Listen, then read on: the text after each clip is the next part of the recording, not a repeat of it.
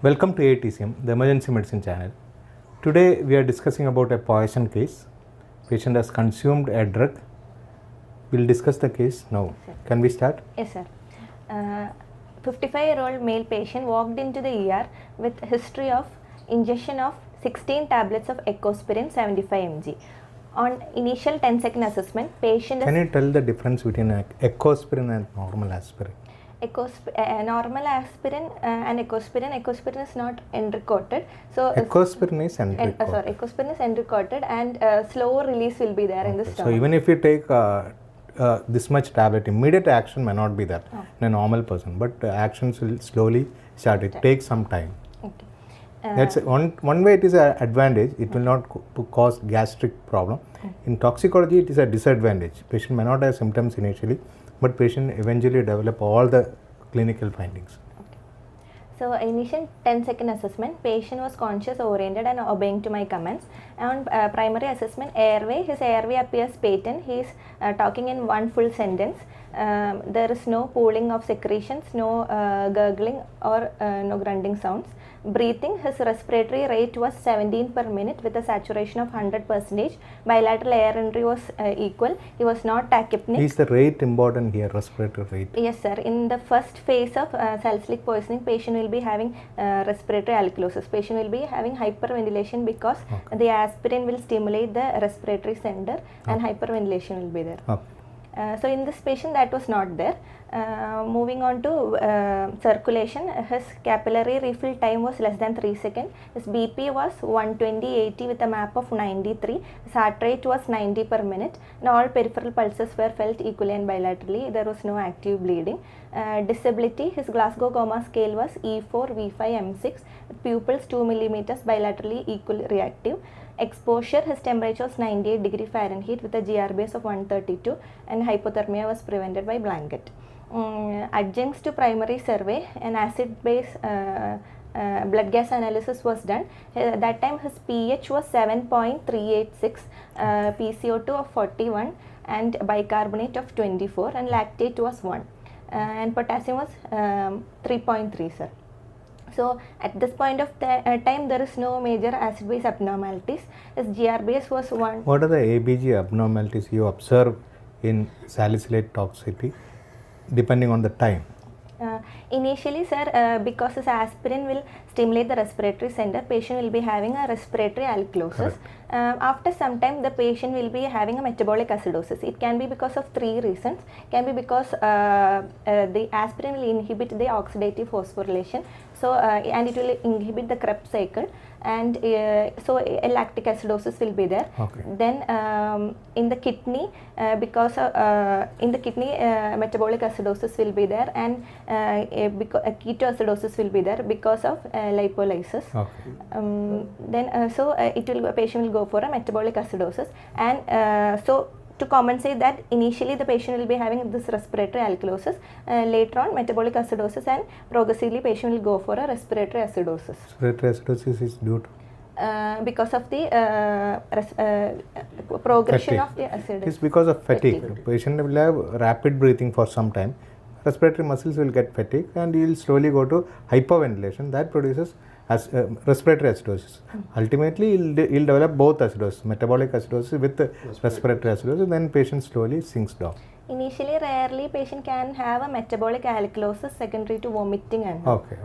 So metabolic acidosis, you said, can you specify what type of acidosis? Lactic acidosis. It will be high anion gap metabolic acidosis. When you remember that, salicylate is one of the most common reason for a high anion gap metabolic acidosis.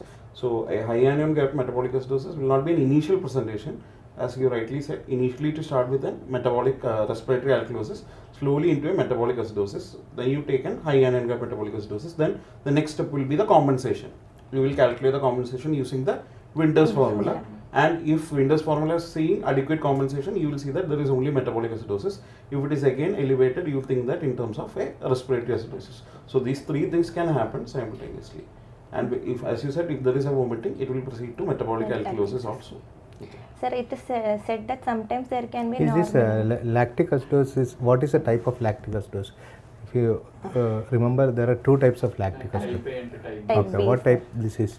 Type Here, type A is due to decreased perfusion. Okay. And type B is because of pathology at the cellular, Cellular level. This Here- is because of Type type C. B, sir. Type So it's a very good cause for very major cause for type B Type type B of lactic lactic acid. So it's only theoretical aspect, but treatment wise almost it will be same.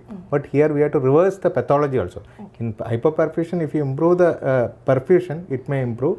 Here you have to reverse the pathology also. Sir, it is said that normal anion gap metabolic acidosis can be there if the patient is taking acetazolamide along with Okay. it, or if the chloride is wrongly read Okay. as Okay. Most commonly remember high anion High gap, anion gap, but a but rarest possibility normal Normal anion gap anion can gap. also be So it there. is a very complicated arterial ABG disorder. This Okay, sir. this case. Okay. So this patient was connected to cardiac monitors, and a Ryle's tube was inserted, and gastric decontamination was done, and 50 grams of activated charcoal was given, Okay. and serum When will you electrolyte. give activated charcoal in a case of poison? Activated charcoal, ideally we should give within the 1 hour of presentation Okay. to prevent the absorption. Correct. It will absorb the. That is ideal. Ideal situation is 1 hour. That is any textbook you take. Ideal situation is explained, and it is 1 hour. Can we give activated charcoal extended? Means after 2 hours, like that can be. given? Multi-dose activated charcoal can be given. Okay. Since this patient took ecospirin delayed release will be Okay, there. okay. So multi-dose activated charcoal, either we can give 25 grams second hourly, or 50 gram fourth hourly can be given. Okay.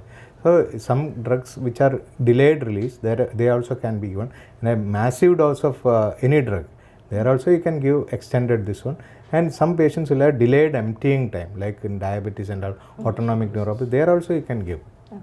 But here there is another problem. This patient has got another problem. Can you explain that problem? Post gastrectomy. So he is a post-gastrectomy patient. Is it an advantage or disadvantage? For this patient, it is an advantage, It is an because advantage. the aspirin, majority of the aspirin will get absorbed rapidly in the stomach. Okay. For this patient, since he is a post gastrectomy, aspirin was not absorbed. Okay. Okay. So it's an advantage for the patient here in this case. And again, activated charcoal 1 gram can absorb around 550 milligram of aspirin. Aspirin. That is another major thing. So each tablet around you will have 325 milligram or 150. So you will usually give 50 grams. So 50 gram can absorb that much amount of aspirin also. So that is the other added. Any other drug can produce salicylate toxicity? Sir, mesalamine, which is used in IBD, IBD. then oil of wintergreen. Okay, that is applied for pain and all. Inflamed skin will absorb more salicylate. Then sir, moving on to the ample history, patient is not having any allergies. Patient is on ecospirin 75 mg, cloplas 75 mg, and atorvastatin. Patient is a known case of coronary artery disease, triple vessel disease, for status for CABG in 2018, and he was diagnosed to have So this patient, just a theoretical question, this patient is on aspirin for his coronary artery disease. He has taken overdose of aspirin. Can we stop this aspirin, regular aspirin, for 1 or 2 days? Because this patient will be admitted in your ICU. How do you tackle that situation? We must monitor the salicylate levels, sir. Okay. Second hourly, and But salicylate levels can nothing to do with your coronaries. okay. What is the action of salicylate or aspirin in coronaries?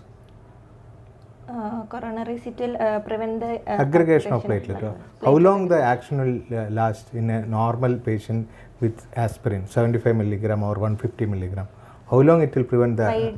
3 to 5 It will days. normally it will prevent the aggregation 5 to 7 days. Okay, so even if you stop it for 1 or 2 days, nothing would happen. Okay, it is on all theoretical question, but even then this situation will come because patient is already on aspirin coronary artery disease. Whether to stop or not, that is very important. No need to stop. Next day onwards or next day onwards, you can restart the medicine. Nothing wrong in that. As far as patient is not having any clinical features, you can restart the medicine. Again, the question arises: the patient is having any angiography already done, any stenting already placed, maybe a drug-eluting stent they have already placed.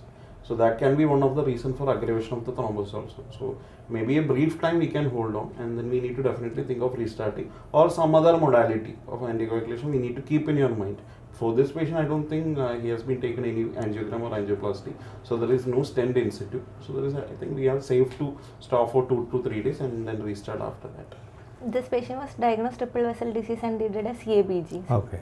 So again, the pathology is correct. He was diagnosed to have a poorly differentiated adenocarcinoma stomach for Okay. which total gastrectomy was done in 2018. Okay. Then events, last meal was previous day 9 p.m. Events, patient gives alleged history of ingestion of 16 tablets of Ecosprin 75 mg.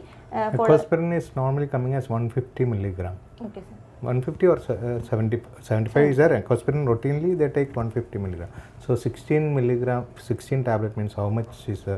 Total 12 grams. So Sir. is it in toxic? Fatal dose is 10 to 30. Okay. This patient took 12 grams. Okay, so it is around, but there is an advantage. Patient does not have stomach here. Okay.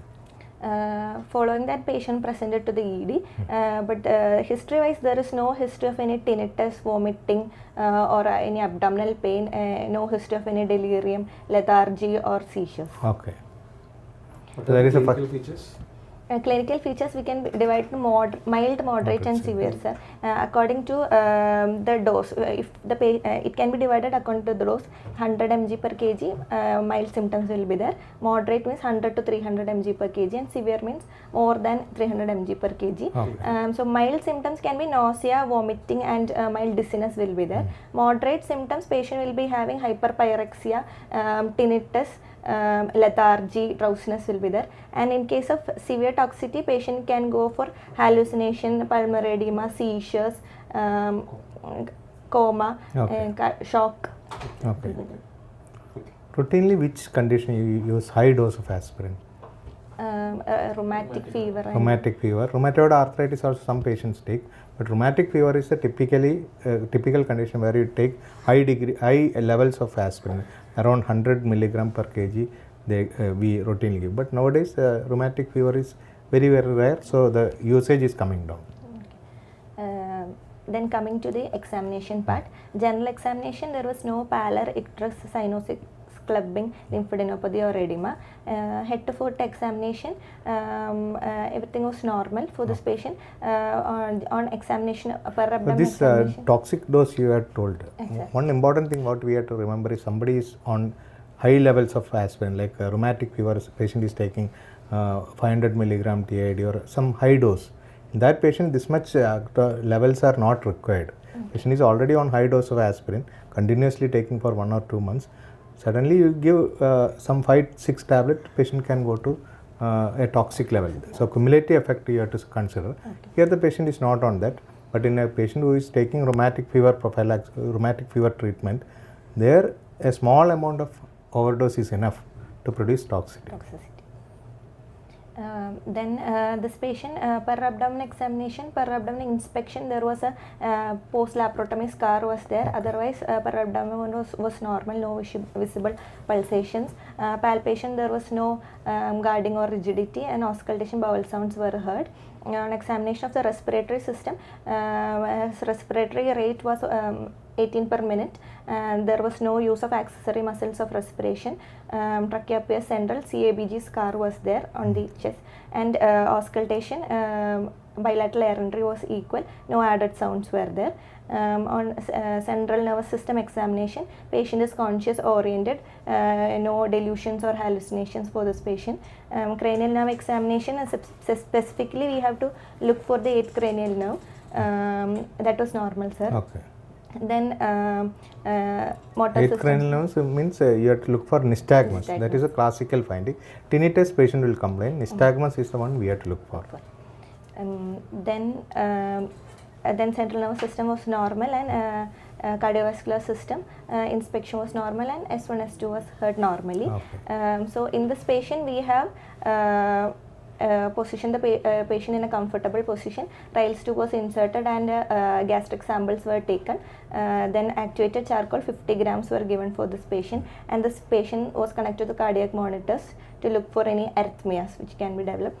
Then serial monitoring of the electrolytes were done. So electrolytes, his potassium was 3.3, but there were no ECG changes of hypokalemia. We're expecting a hypokalemia because of the respiratory alkalosis which can be there initially, and in case of vomiting and all, there can be hypokalemia. Okay, should we treat this potassium?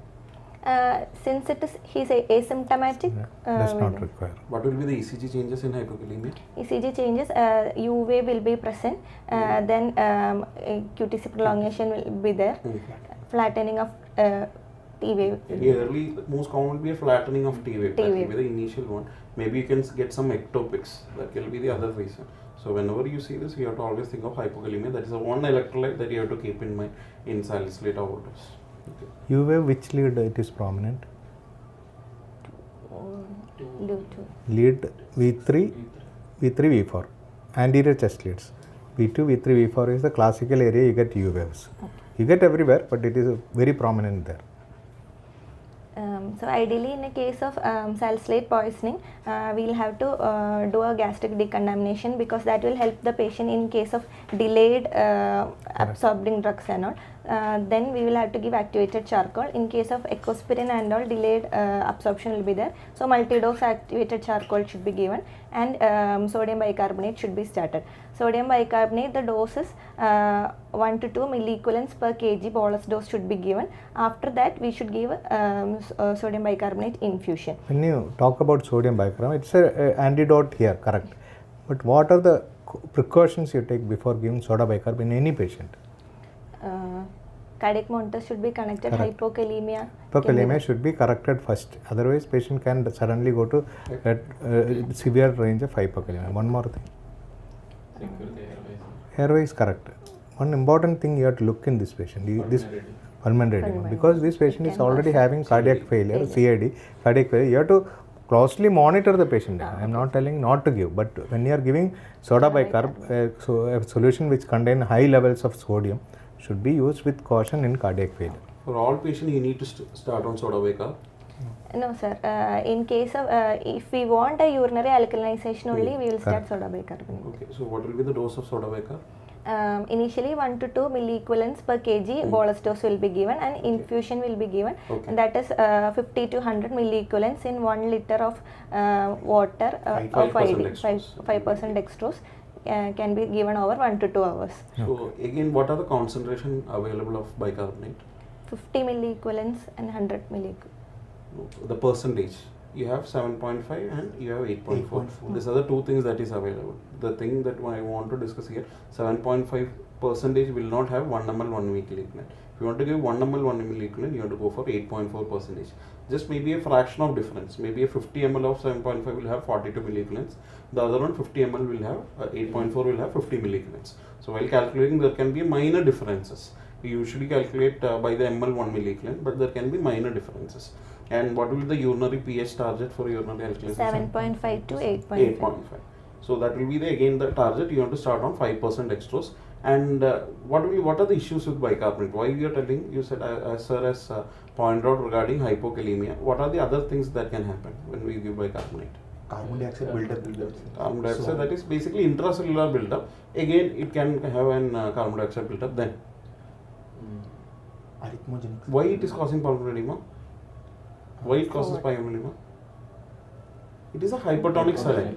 So it is a hypertonic saline. When you give that much ml, it will again increase the intravascular volume. So that is why it is causing pulmonary edema. And maybe an inotropy of the heart. It will can also, maybe acidosis can further worsen. It can decrease the inotropy. So that's why we have to use it with caution. Whenever you are using bicarbonate, use it with caution.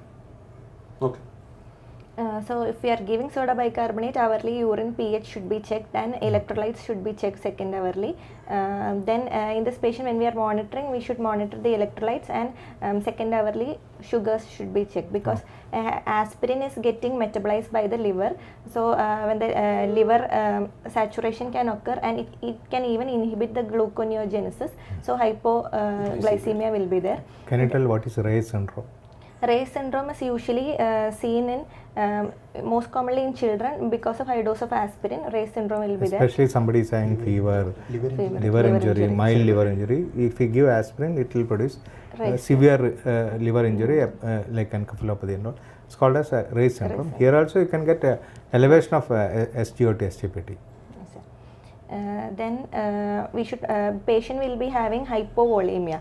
Patient will be deficient in 4 to 6 liters of fluid. So ideally we should start D5 water. 10 to 20 ml per kg should be given and followed by infusion to maintain a urine output of 2 to 3 ml per hour, ml per kg per hour. Then we should monitor for hypokalemia, hypocalcemia should be monitored. Then monitor for symptoms. If at all the patient is developing seizures and all, benzodiazepines. This hypocalcemia is due to alkalosis, respiratory alkalosis. Not actual hypocalcemia, it is the only shift. It will come back to normal if once you treat the patient.